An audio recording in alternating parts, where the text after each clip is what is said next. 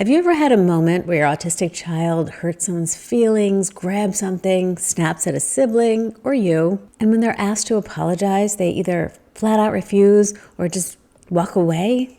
Or they mumble, "sorry," in that flat tone that makes you think, that was pointless. And right behind that comes your panic. What kind of a parent raises a kid who won't even apologize? Does this mean they don't care? Is it a sign of something bigger? You feel the pressure and you feel alone. Or maybe your child is the opposite. They say sorry for every little thing. It's like that magic word that makes problems disappear. That's a different issue and deserves its own conversation. So today, we're going to focus on refusing to apologize. Here's the good news. Your child can absolutely learn accountability, repair, and responsibility in ways that actually fit their brain, not force them to mask. I've worked with hundreds of parents, and this issue comes up constantly. It's not because autistic kids don't care. It's because the traditional way we teach apologies, the forced, immediate, performative version, just doesn't fit their neurology. And when we shift the goal from say you're sorry to something more meaningful, kids actually become more responsible, more aware of impact, and more capable of repairing relationships.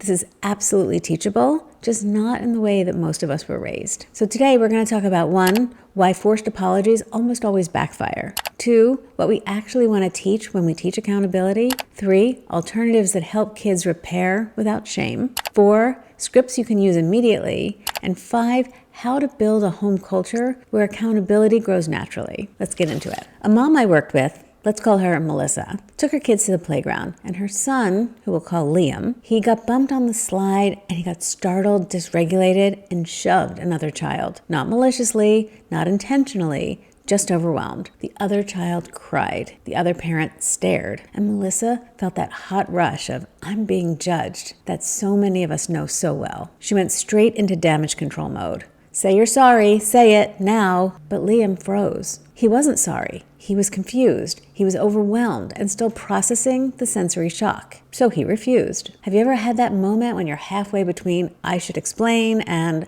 I should just move to another city? That was Melissa. But she later told me, I didn't even care about the apology. I was maybe 10% trying to teach about accountability and 90% trying not to get side-eyed by the other parent. But here's the truth. Liam wasn't learning accountability. He was learning performance. Forced apologies teach children to say the magic words so adults calm down. They don't teach empathy, they don't teach reflection, and they don't teach repair. And autistic kids, especially teens, they feel that mismatch immediately. To them, it feels like masking on demand. Or they learn that sorry means nothing. My own son, sadly, learned to parrot the word sorry, which, considering how few words he had at the time, meant we were using precious communication energy on something that wasn't teaching him accountability or anything, frankly. So let's zoom out and think about what it is we actually want to teach our child. Because when we ask them to apologize, we don't actually want the word. We want the learning behind the word. We want our children to understand that their actions have impact, that they can repair what happened, and that they don't have to feel shame to be accountable. This is the foundation of authentic responsibility.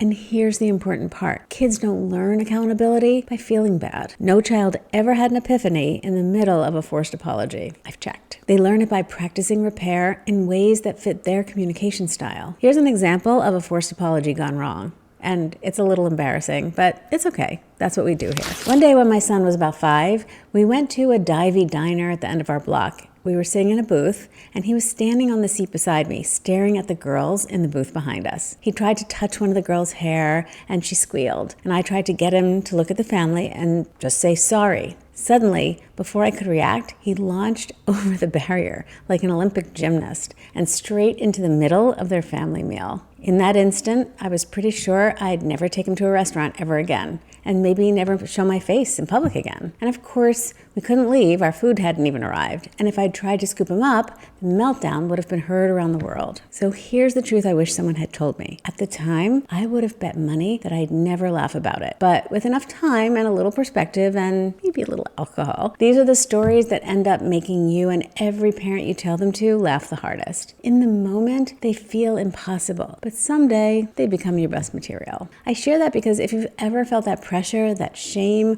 or that I'll never recover embarrassment, you're definitely not alone. And it's in those exact moments that it's our instinct to demand a quick apology, anything to reset the room. But as you'll see, there is a better way. Let's talk about alternatives to say you're sorry. So Noah was this young man, he's 15, brilliant, funny, ridiculously perceptive, and the kind of kid whose honesty could slice through steel. One day during a group project at school, another student made a suggestion that Noah thought was, well, not great. So Noah said loudly, "That idea makes no sense. Did you even think before you said it?" Ouch. The room went silent, and the other student shut down. And Noah's mom, of course, later got a call from the teacher urging her to have him apologize. Except Noah refused. Not quietly, firmly. This was not a gentle, "I'll think about it" refusal. It was the teenage version of a workplace strike. His mom was convinced and concerned that he lacked empathy. But when she sat down with him, what came out was, "I'm not saying I'm sorry. I'm not sorry. I wasn't wrong. What I said was true.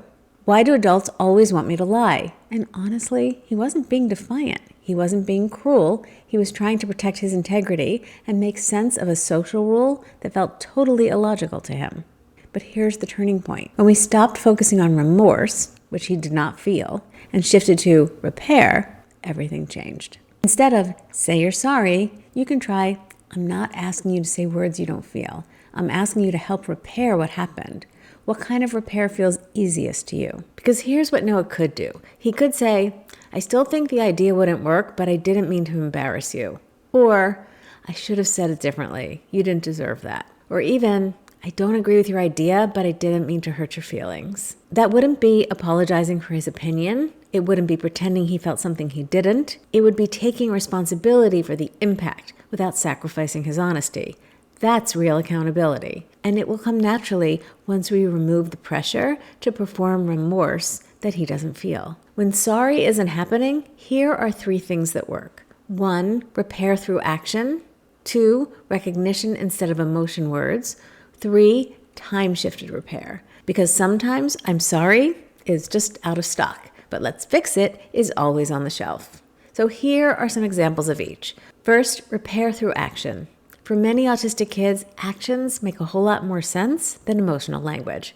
Feelings are complicated.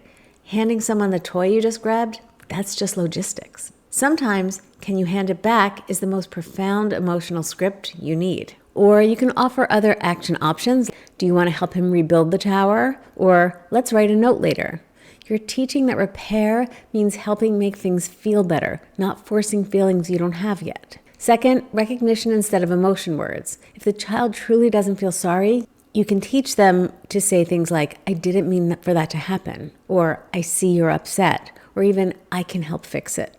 This builds impact awareness without demanding remorse that they may not feel. And third, time-shifted repair. Some kids need space first. Letting things cool off first is underrated. That urgency is our stress talking. Once your child is regulated, you can say, "Earlier was tough between you two. Do you want to do something to help make things feel better now?" Time helps kids access problem solving instead of shame. So let's make this super practical for you. Here are some scripts that you can take and use when your child refuses to apologize. I'm not asking you to say words you don't feel. I'm asking what you can do to help repair what happened. Or, let's figure out what kind of repair feels easiest for you. When your child's dysregulated, you can say, "Your brain is overwhelmed right now. We'll talk about this later when you're calm and can think more clearly." When someone else expects an apology, you might say to them, "My child is still learning repair. We don't force apologies. We help them take accountability in ways that work for them." It's so much easier to just force your kid to say sorry in the moment, but it's really not a long-term solution. If your child caused harm but doesn't feel remorse, you can say to them, "You don't have to feel bad about it. You need to do things to make things better." This balances compassion with boundary.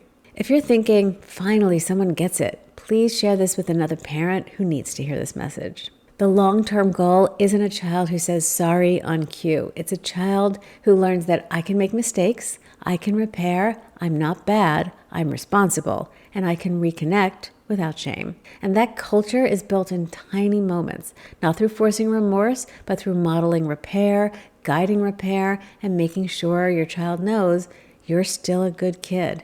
you're still safe with me. And I'm going to teach you how to repair without trying to force you into feelings that you don't have. That's how you build genuine accountability. Not the mask kind, not the performative kind, the authentic kind, the kind that lasts. If you're still watching, that tells me this question really matters to you, and that kind of parenting thoughtfulness really matters. And if this video gave you clarity today, please go ahead and subscribe and stay connected. Take a breath. You're doing a great job. I'll see you in the next one.